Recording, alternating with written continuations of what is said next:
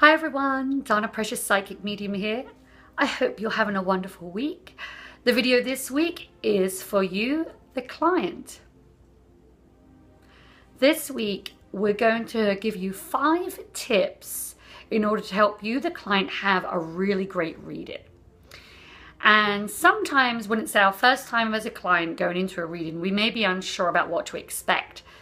So allow the tips that I'm going to give you to help you, the client, to really know exactly what you're booking when you book a session with either a psychic or a medium, and to really know how the session's going to work, because each psychic medium works differently. And so for you to have more information and for you to do more research when booking a session is really going to help you get the best out of what you need for your life path, or for you to connect to your loved ones on the other side. Number 1, knowing the difference between a psychic and a medium. Now, every medium is a psychic, but not every psychic is a medium, okay? So knowing the difference and knowing exactly what you're booking when you're getting a session is really important. I've had clients in the past book a psychic reading thinking that a psychic reading booking would result in me communicating with loved ones on the other side.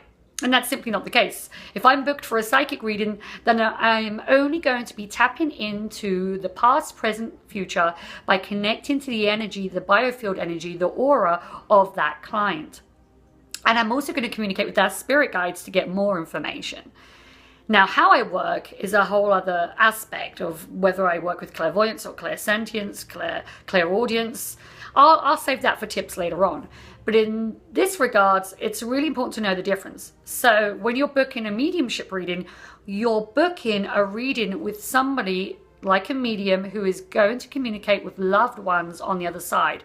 So those loved ones of yours, family members, friends that have crossed over to the other side, heaven, so to speak, and they are ready to communicate directly through the channel known as the medium. And every medium, again, works very differently, as does every psychic. But knowing the difference between the two kind of readings is really important. So make sure you know what you're booking before you book the appointment. And make sure that when you're booking a reading with a medium, that they're communicating directly with spirit and not communicating through your aura, your energetic field, to retrieve the same information, which is possible. Direct communication with spirit with an authentic medium is really key in you having an authentic experience within a reading. So do your research, and I hope that helps.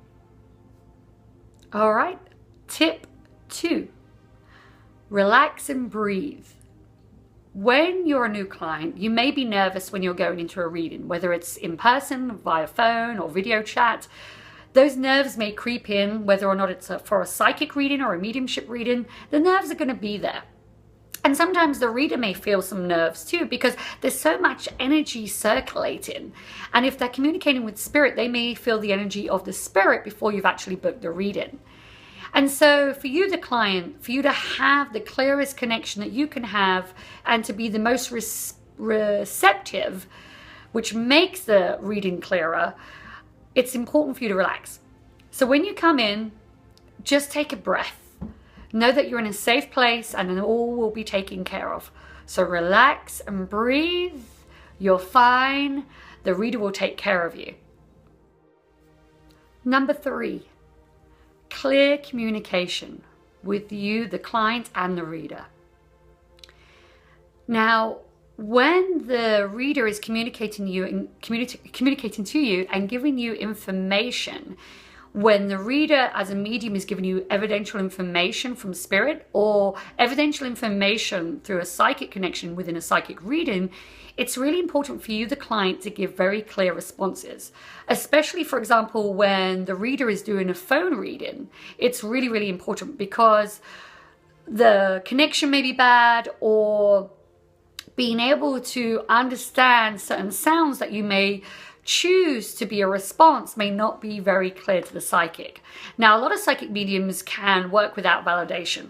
You know, that's a really good lesson in choosing a good psychic medium. We don't always get validated, but to make the reading clearer, it helps us, the readers, for you to communicate more clearly. So clear yeses, nos, I don't knows are great responses, perfect responses. Okay, and if you're given a more of a That sound, that doesn't help at all. So we really urge you to give clear responses. Now, sometimes when you're getting involved in the reading, you get really excited, and it's really interesting to begin a dialogue, because sometimes it feels like you're having a dialogue, you're having a regular conversation. But here's another tip. Do not give too much information away. Sometimes you're very eager to ask questions and get into the momentum. I promise you, your questions will get answered within that reading anyway. 9 times out of 10, all questions always get revealed within the reading. Okay? But if you're giving too much information, it may halt the reader. The reader wants to be a clear channel and be in that flow to deliver information accurately and full of evidence, so that helps you, the client, have a more trusting experience with that reader. So try not to give too much information up at the beginning. We don't want to see photographs unless the reader asks for one, because there are ways to communicate, and psychometry is one of those. And in psychometry, it really means to hold on to an object, item, photograph to pick up information from loved ones and from psychic connections. But don't offer this unless your reader asks for this, okay? Because some readers just work solely on telepathic information they receive from spirit, or again within psychic communication through the aura and spirit guides, okay? So communicate, respond well, communicate clearly, and just have patience and trust that the information necessary will be delivered. Number 4, memory fail. This is a hard one. I call my client's chair the hot seat. And if you're like me at all, that has a terrible memory, which makes me probably better at what I do, because I don't remember my readings, which is a good thing because I'm able to release them. But if you're anything like me, you may not remember everything in the spot on that hot seat. And that's absolutely okay. Most readings that you have are going to be recorded for you anyway. And if the reader does not offer a recording, then ask if it's okay to record on your cell phone, as long as your cell phone or recorder is, if it is a cell phone, that it's on silent. If it's a recorder, again, make sure you ask if you're allowed to do that, okay? But when you're in that hot seat, no matter how much evidence the reader may give you, you may not remember everything in that moment, and that's okay. It's absolutely okay. That's when the recording comes in handy.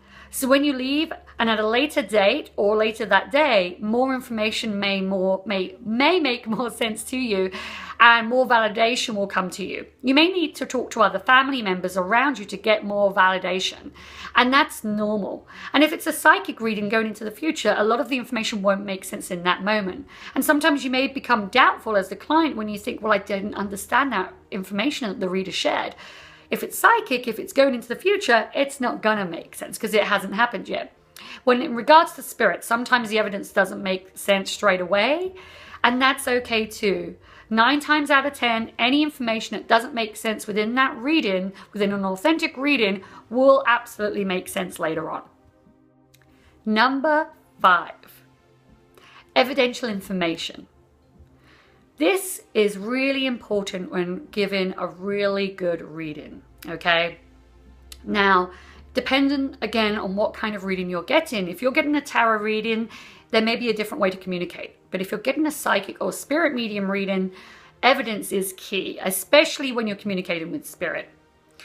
And if me, the reader, is receiving evidence that hopefully would be understandable to you, and again, I mentioned this in the other tips, that maybe it may not make sense later on, the information, trust that you'll find out that evidence will show up later on. But you'll receive evidence. In regards to spirit readings, you'll receive evidence such as possible dates. Sometimes you'll receive first names, okay? Locations, interests, feelings, sensations, ailments, diseases, other hindrances that maybe that spirit had, okay? Now, the reader may not always be able to deliver a first name, and they may not be able to deliver hard facts that you would expect, but the spirit will deliver facts that they feel is necessary to create and connect the dots, okay? But know that the reader's going to have a process in order to retrieve that validation so that you can make the connection with that person in spirit, okay?